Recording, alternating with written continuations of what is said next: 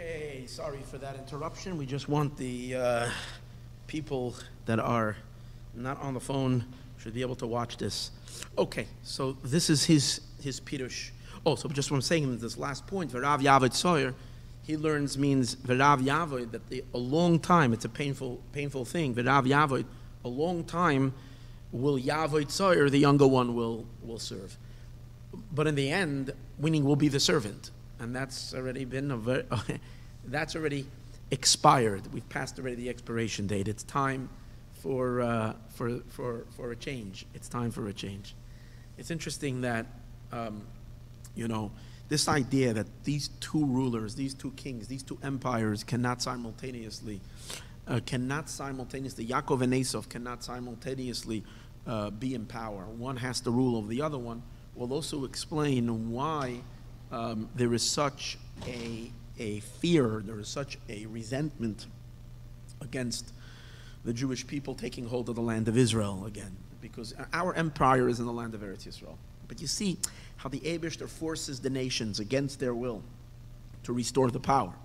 So you see how it happened in 1948, and they themselves, after the Holocaust, you see, because whatever was done, Esau unleashed his murderous whatever, and he brought such beyond pain and destruction of the Jewish people.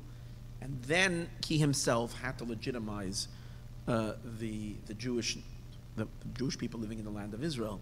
So he himself had to concede, and why Russia voted yes in the UN in 1948, why all the countries, that voted, and that happened. You see, it was it was divinely orchestrated. It was all done from above. In other words, it's against their will. It's against of the nations. But then, as 70 years passed since that time, and now we're already ready for the next stage, for the complete. This was only a preparation, somehow, to build the infrastructure of Eretz Yisrael, so that Moshiach doesn't have to start from scratch. But now, once Moshiach is going to come and be revealed in the world, this requires a unified Yerushalayim and taking possession of the entire land. And that's why you find that the nations have such resistance across the world. It's like the great, like we said earlier, that in the UN, I think it was 80-something of their resolutions out of, like, I forgot already how many. We mentioned that, I just don't recall it right now. Were against Israel. It's like it doesn't make any sense at all. And the reason for that is because there's this subconscious understanding that, the rule of the nations, which was the rule that has been going on since the Beis HaMikdash was destroyed, it's been going on for 2,000 years. So they're ministering angels above, which translates into decisions making in government, parliaments, and so on across the world. They can't bring themselves to allow this to happen. But yet Hashem, so to speak, enforces the heads of state, like we see in the United States, even though it's against the natural desire of the nations, because they really don't want the restoration of the Jewish kingdom.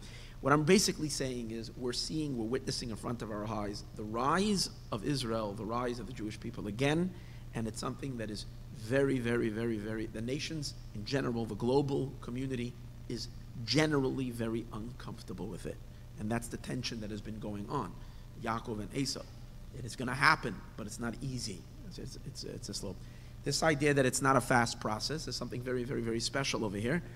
The coming of Moshiach itself, the Medrash says, it's something that Mizois, the pasuk, it says in Yerushalmi, that Reb Shimon ben Chalafta, together with maybe Reb Chizki or maybe Reb Chanina, it starts with a ches, I'm not sure, I didn't get a chance to check it up. It says both of them were walking on the road, and they saw Yelas HaShachar Shabaka Oira, they saw a morning. And as they saw the morning, and they saw that how the morning was slowly rising, how the sun its rays were slowly spreading its light on the east. Amalei, Reb Chia Rabel Reb Shimon, he said to Reb Shimon, Kach tia galasan shel Yisrael.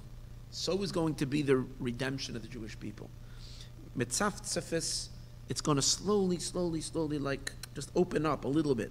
First it's going to come little by little.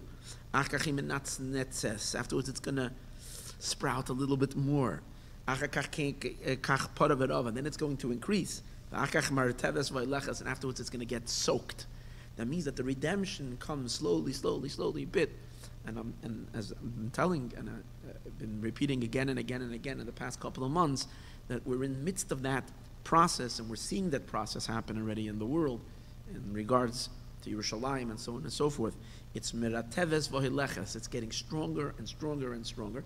You're seeing that the Palestinian cause is getting weaker and weaker. Just think about the power that it had a year and a half ago over all the nations, how it really set the tone of all future negotiations, that it's all based on a two-state solution with Jerusalem as its capital. And that has completely been off the table now. The current administration changed that completely. And now they're in a total disarray. Every day Abbas is making these ridiculous announcements, and he's sounding so ridiculous and so silly in front of the entire world.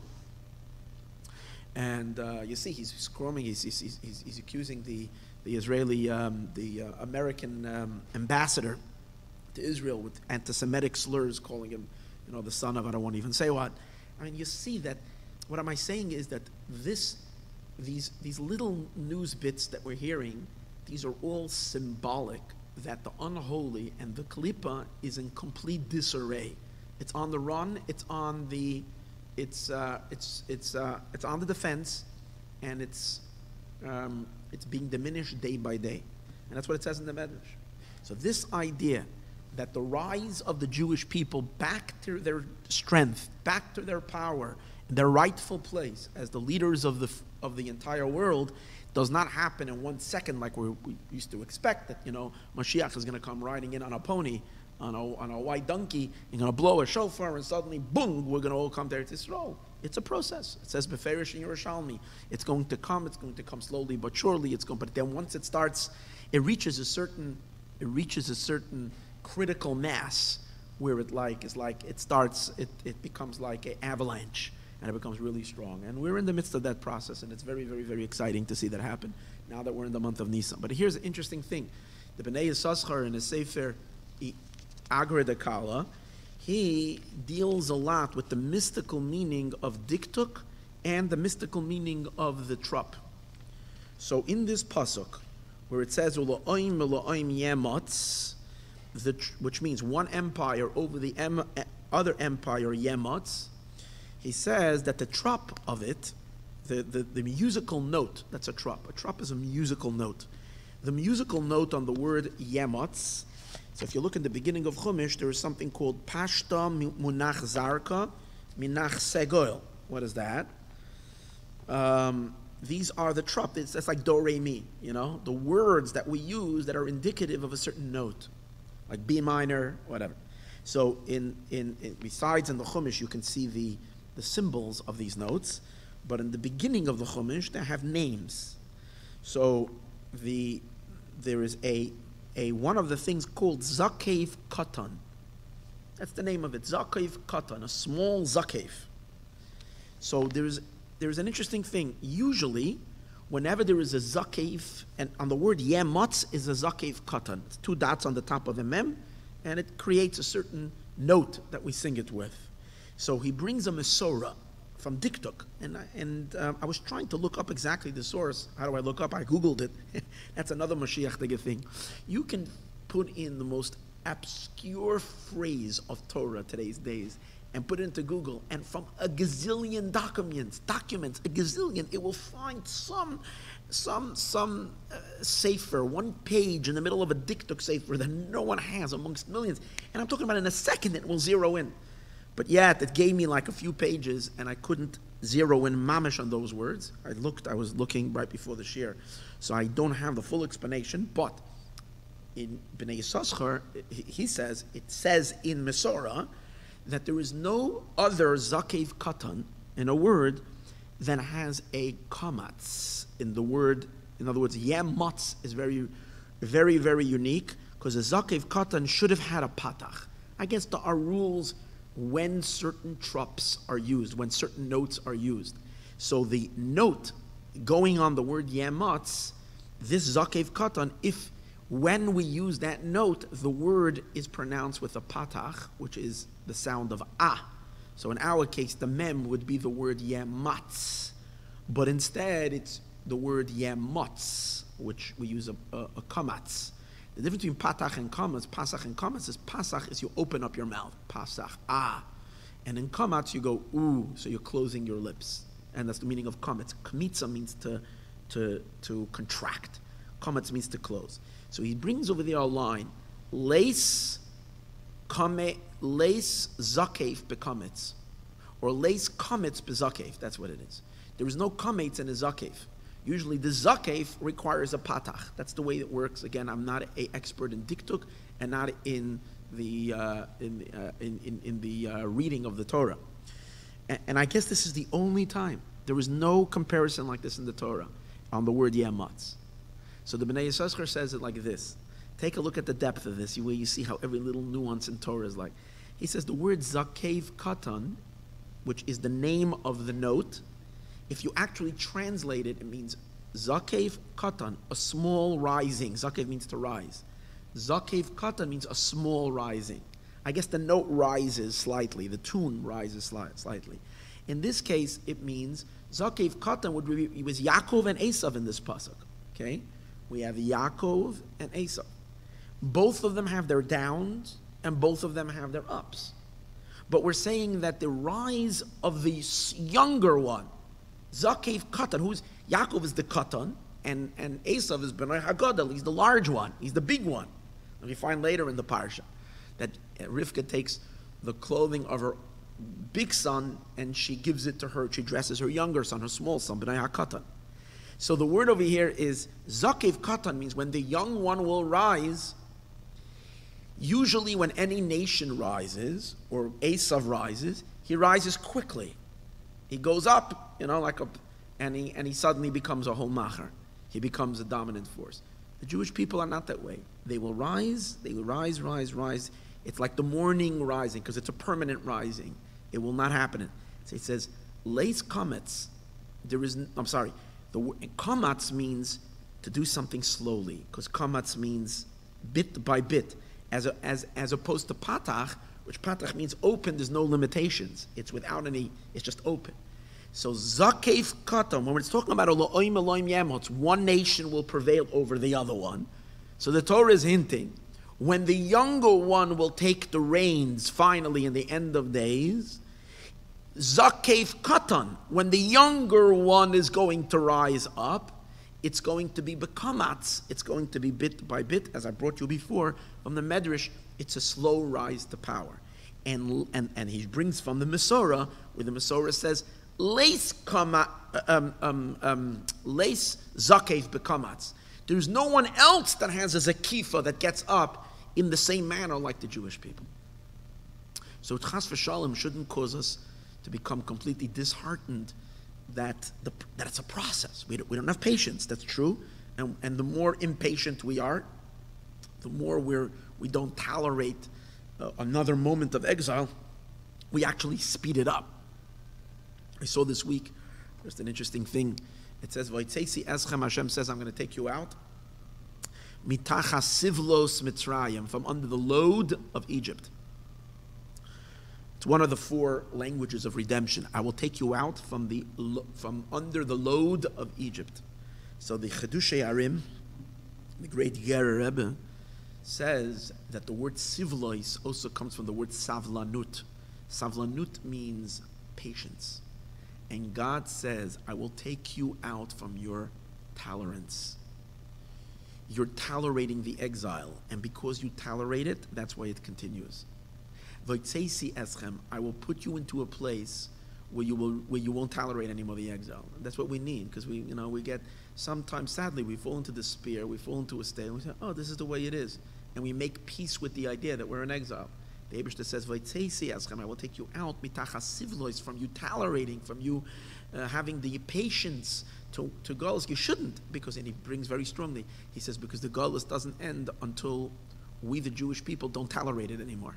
And when we don't tolerate anyone, that's what the Rebbe wanted so much, that everybody should cry out Ad Masai, and especially in that famous talk on the 28th of Nisan in the year 5 57, 51, where the Rebbe told us in the end of Chodesh Nisan that what can he do that we should not tolerate the exile? How come we cry, but we're not crying with the truth?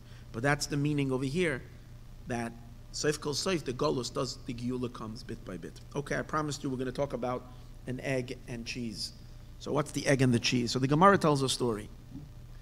The Gemara tells a story as follows, that Rabbi Yeshua ben Hanania used to go to Athens. And in Athens, there were the great philosophers coming from Athens, the Greek philosophers, and they debated. Rabbi Yeshua had a debate with them. And the debate between Rabbi Yeshua and the Chachmei Atuna, the Chachamim of Athens, was a very, very cryptic debate, and it's very hard to really understand what they're, and it was all, they were using various different, symbols. Each one presented the other one with questions and answers by presenting them with a object, and the other one showed back something else. So there was like sign language. So it says like this: the Chachmei Tuna, the wise men of Athens, they brought to Rabbi Yeshua, and of course there's so much commentary on this. So over here the Gemara says, I see leitrei beya. They brought him 2 eggs. Amalei, they said to him, Hai de zaksa uchmesi, v'hai de zaksa chivrasi. Which egg, tell us, which egg comes from a white hen, and which egg comes from a black hen? That's one way of reading it. There's another girsa, and that's the one that we're using now. The Vilna Gaon reads it a little differently. Not which one comes from a white hen and which one comes from a black hen, which one's mom is white and which one's mom is black. 2 eggs, can't see the difference, but rather which one is going to be a white hen and which one is going to be a black hen. In other words, you're looking at not from where they come from, but what will they turn into? And they're both equally white little eggs. So how did he answer them? So he says, okay. That was the question they asked him. Aisali ihu today gvina. So he ran and he brought them 2 pieces of cheese. Amar luhu, and he said to them, Hayde uze ichmasa.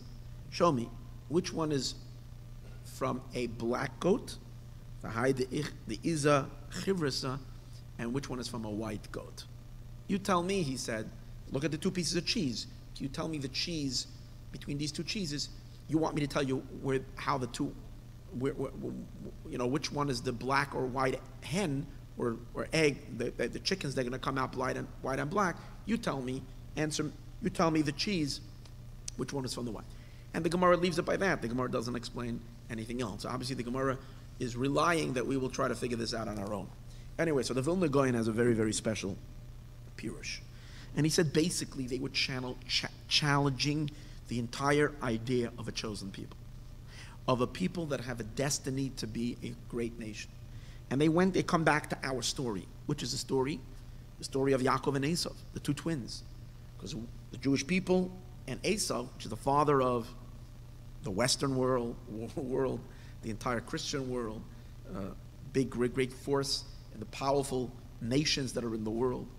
And the question over here is, the Jewish people are, you see the favorite of the Torah, of Hashem, is Yaakov. The pasuk says, this Yaakov ahafti, Yaakov I love, this Esav sanesi, and Esav I don't like.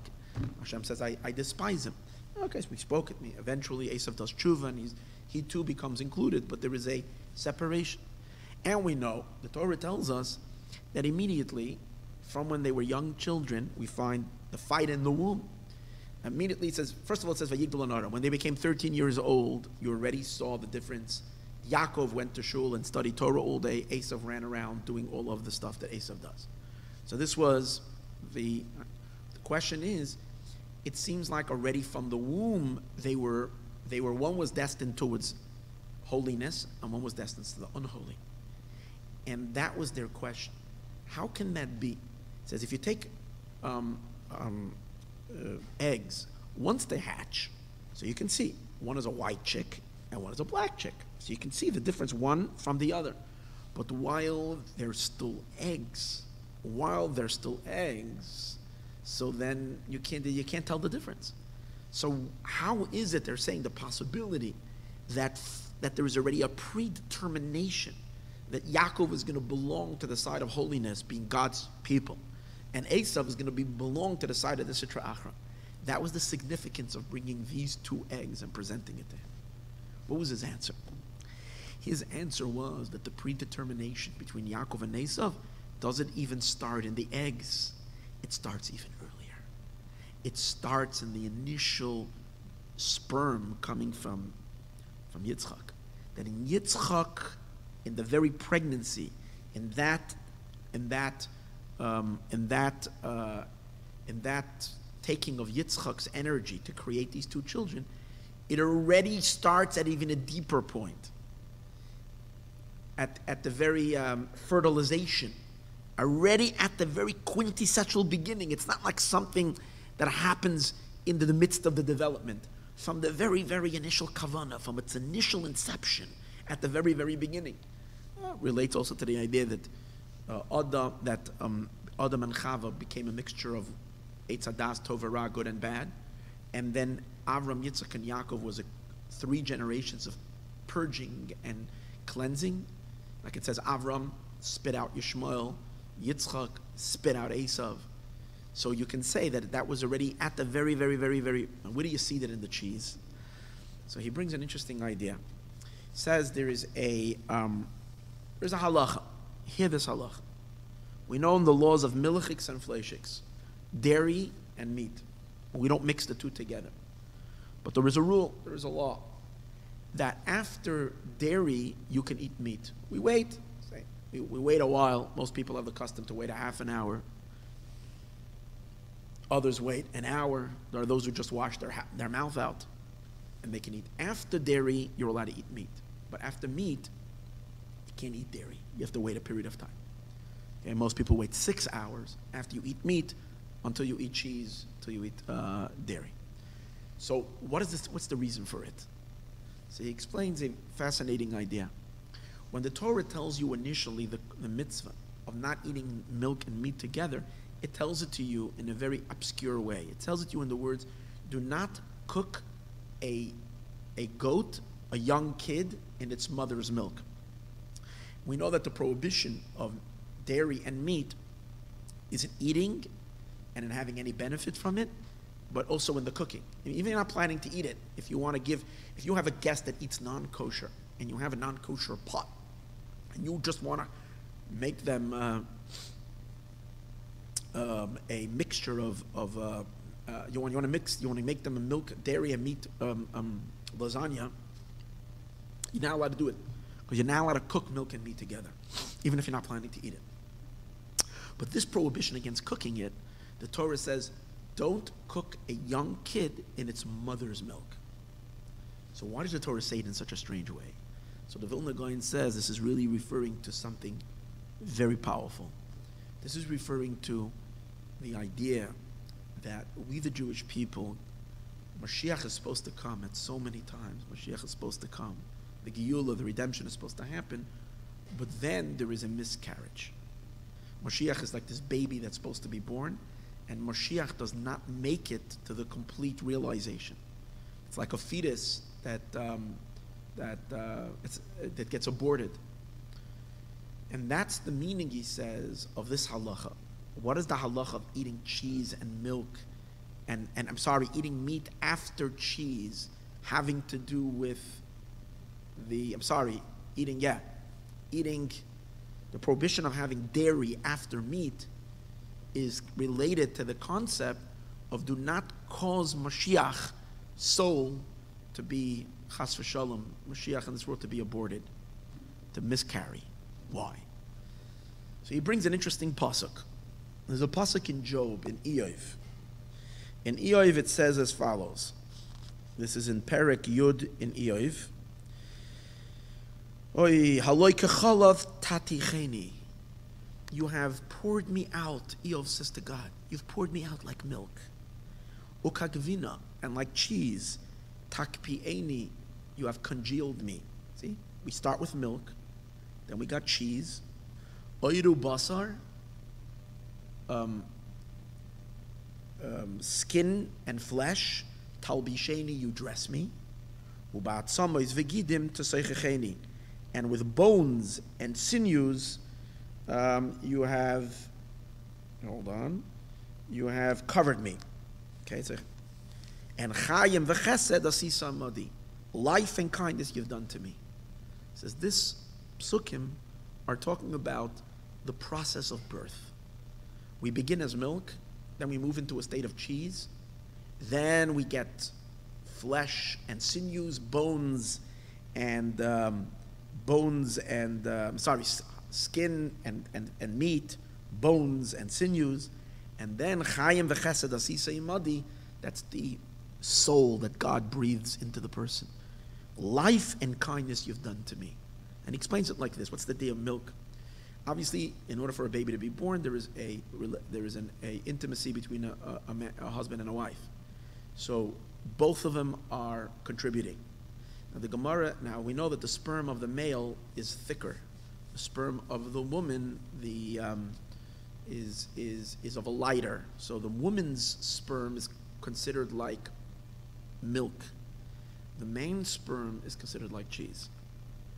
And therefore the pasuk says like this. And now for a male to be born, because we're talking about Moshiach's neshama. Now the Gemara says there's a difference between a male and a female being born. When a girl is born, the Talmud says that it's when the father is the one that transmits seed first, and then the mother, so then it's a girl. And if it's the opposite, then if the woman is the one that contributes first, then the man, then it will be a boy. It's discussed in Chassidus the reason for this, but that's just the way it is. So therefore the pasuk says like this: like a cholav taticheni, like a milk you pour me out. That's the mother. Ukakavina, then the man comes, the husband, and he takbieni, he congeals with his sperm. Oyru basa talbisheni, goes back to the mother, because then the mother is. The Gemara says that mom, her contribution to the child is the flesh and the skin. Ubatsama is vegid, and the father's sperm later becomes the bones and the sinews. So these are the two forces: mom and father and mother. But again, first mother, then father, because we're getting a boy is being born, and afterwards chayim v'chesed asisei madi, God's kindness. So therefore, the fetal state is first milk, cheese, and then it becomes meat.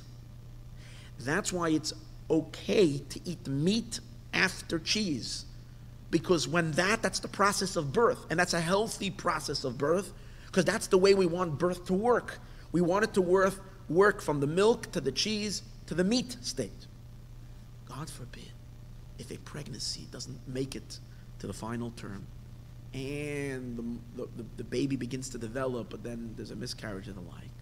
So what happens is the cheese, which became meat, okay, it became meat already, it goes back to the milk state. In other words, it goes back to the dairy state, because the baby didn't materialize into being a full-fledged state of flesh and bones. So it goes back to the milk. That's why milk after dairy after meat, you're not allowed to. Because dairy after meat is indicating a birth that's not working out, because it was already in a state of meat, a flesh, and it's going back to the mother's milk. And that's the meaningless of Ashka, and that creates within the world a stopping, so to speak, of the continuum process of Moshiach to be born. This is the idea. Based on this idea, he says, let's go back to the two pieces of cheese. If we say the father's sperm is compared to cheese, so when Rabbi Yeshua ben Hanania took the two pieces of cheese and he brought it in front of the wise men of Athens, and he presented to them, see, their complaint was, you have two eggs, Yitzchak and Rivka are both, Yaakov and Esav are two eggs inside the womb, like how can it be one going one way? So he says, hold on, can you tell me in cheese which one is going to be white and which one comes from a white one and which one comes from a black sheep? No. But yet they look the same, but they're very, very different. They look exactly the same, but you know they're different. I have in my hands, he says, one that comes from a white sheep and from a white goat, and one that comes from a black goat. So he's really saying that what? that the cheese, Yitzchak's contribution contains inherently within it a side of holiness and a side of the unholy. So the differentiation from one to the other didn't even begin during the fetal state. It began even in the sperm state, even at an earlier state. And this differentiation, by the way, is highlighted every year when God has to make his choice. We bring the two goats in front of Hashem on Yom Kippur. And the two goats that are brought, the halacha is that both goats need to look alike. They should be indifferentiatable. When we look, the Gemara says that Shnei Seir Yom Kippurim, it's a Mishnah, Masechtas Yoma, the two goats of Yom Kippur, they should be equal, b'mara in their appearance, that means in color, b'damim in their worth, u'b'kaim in their height. Two exactly the same. They look the same. Yet one of them goes into the Holy of Holies, the blood of it, and the other one gets sent Lazazel, which means it gets sent to Satan. And God again recognizes it's an essential choice, what he chose. In Yitzchak's sperm, God said, one is going this side and one is going like that. And that is the significance of this idea. We, the Jewish people, have a very special role to play in the fact that we were chosen. But our choice that we were chosen was not, we were chosen to let the whole world go jump in the lake. God forbid. We were chosen to be the ones to leave all of humanity into its ultimate enlightened utopian Moshiach state, which we're already at now. Now in Chodesh Nisan, may it be fully realized. Be'ezus Hashem, next week is going to be Erev Pesach. Next week, Thursday, so I don't think, even the Erev Pesach is really Friday, but Thursday might be hectic.